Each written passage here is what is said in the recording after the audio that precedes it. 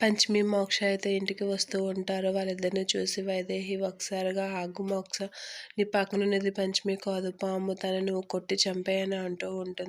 ఆ మాటలకి ఒకసారిగా మోక్ష షాక్ అవుతూ ఉంటాడు. ఈ విషయం మా అమ్మకెలా తెలిసిందని అనుకుంటూ ఉంటాడు.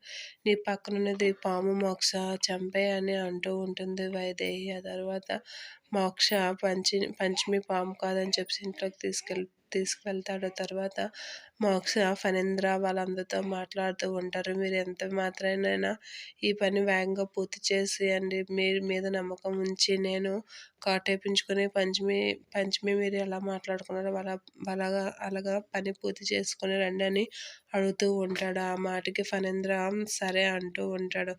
పం పంచమి అయితే నువ్వు ఆ మొక్కని నాకిస్తానంటేనే వస్తాను, లేదంటే రాను.